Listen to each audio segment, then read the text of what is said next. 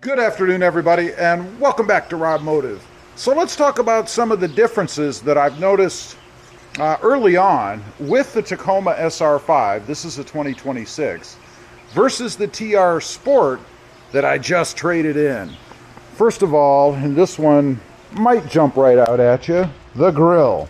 Now, I'm not talking necessarily about the aftermarket grill that I had put on the other truck, which obviously is different. It had a light bar and it had Toyota spelled out across here. But I'm talking about the OEM original, kind of a honeycombish kind of thing. This is more of a straight line kind of thing, if you will. Definitely different than the Sport. Now, for the next one, we're going to have to move around to the back. And I first realized this at the dealership, and that is the absence of, oops, got to unlock the tailgate or the truck.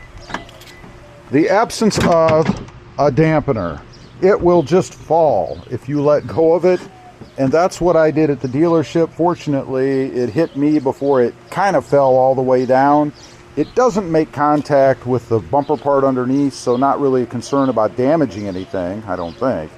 But it does not have the dampener in the side over here, and it's actually internal. It's behind, I think, typically this tail light, and I don't recall if there's one on each side. I think not. I think just over here, but I am going to rectify that. I did order an aftermarket dampener, waiting for that to come, but it's a must-have because I forgot the first time that I put that gate down, and man, it almost slammed and gave me a bit of a heart attack.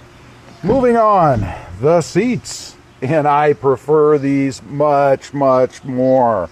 The seats are black, all black, with obviously a little bit of design in them, you can see here. The other ones had that kind of light grayish material in the seating and back area. Stains. I think every Tacoma I've ever had some kind of a stain, be it just water. It doesn't have to be anything else really, and it kind of just changes the color. I don't know why. I think every Tacoma probably ought to come with black. I mean, if they really want to jazz it up a little bit, maybe put the gray over here or something, and that might actually look a little better. And maybe that would be less inclined, I guess, to having stains and things. I don't know. But I'm not a fan of that light gray seating, if you will. Next up, let's move into the cab itself. We'll actually fire it up.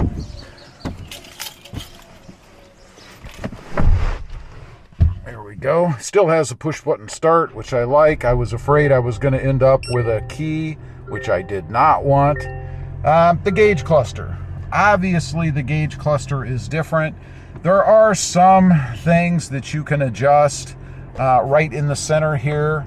You cannot change the two side gauges as far as I'm aware, and leave a comment if I'm wrong. If there's a way to put something else in those two side areas, although I really do dig the fuel gauge and the way it's set up over here. It's nice and clear and easy to see, and I prefer that over the TRD Sport or TRD version, I guess. I could do something else over here though. You know, the temperature gauge, I don't really care so much about that, but nonetheless, that's what we have. Now, another thing is the radio. Of course, this has or came with the 8-inch radio screen, and I don't know if you can get the bigger, I think it's 14-inch screen, like what I had in the Sport before or not. I don't know. I really don't know if I missed that or not yet. I'm contemplating switching this one out to an aftermarket. I've seen a couple out there that look really good and are supposedly plug and play. We shall see. But I don't really have any issue with the screen itself. It's more the audio quality, I guess, which, by the way, I do think I'm going to change out at least the tweeters, the little speakers here on each side in the front. That, of course, was a big thing with the 3rd gen. You could change those out and really have a noticeable difference or an improvement in sound quality. And I'm thinking might be able to do the same thing in this truck, and I think I'll do that at the same time that I install the iDash Pro from Banks, because I'm going to run it obviously right here, so I'll have this one pulled off anyway, this A-pillar cover, and then I'll just pull the other one off and do the other side. But we shall see. Changing out the radio doesn't look to be that difficult. You kind of pop off that cover you can see right there, and then there's, I think, 4 screws in the back that hold the screen in. Pull that off, and then you have access to all of the wiring, and there seems to be a lot behind the screen. I don't know. Again, that's something I'll have to look at. We shall see. Next up, this is a 4x4. My last truck, if you didn't know, and many of you probably did, was a 4x2. That does make this truck a little bit heavier, and you can feel it a little bit more, maybe in the power delivery, I guess, because you're hauling around, I think it's about 300 to 400 pounds more because of the 4x4 mechanics, if you will. But this is a 4x4, obviously different than a 4x2, of course. Next up, remember to go ahead and shut the truck off. I almost got out of it earlier today and left it run. That wouldn't have been a good thing.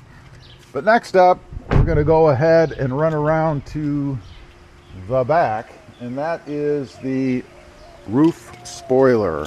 This is something that actually one of the sales guys at Bird Ogden noticed that I didn't, and that is, it is black, matte. That's as opposed to color matching. My other one in the TRD Sport was Blue Crush. This, you can see, is a nice matte black, and I actually think this looks better. I think it kind of makes the truck look maybe a little bit sportier because it adds that accent. I think it's pretty cool. I dig it. And now seeing it, if I still had the Sport, I might look to change that to black, just because I think it looks better. Lastly, we've got to move back inside, and that's good because the gnats are starting to drive me nuts out there. The poverty buttons, or what everybody likes to call them. I don't know that I agree or like that term, but that's what a lot of people call them, so we'll go with it. I don't have anything. You'll notice across here. And the one big thing that I don't have, and this should be added to the list, is auto stop. Because I now have the 4x4, I don't have auto stop anymore. So there's no button here to deactivate it if I wanted to. I love that. Of course, in the last truck, I did bypass it. I had one of those auto stop eliminator cables, and it worked really well, except I always had a circle with an A, or an A with a circle around it on the dash telling me the system was off. Didn't dig that. Of course, over here we have just a few buttons. Leaves me a lot of options to do other things. I probably will add an aux beam switch somewhere, and maybe, I don't know if I can swing it, I might move these buttons down to here. And it works out well because, of course, there are 4 of them, right? So I could put the aux beam switch right here.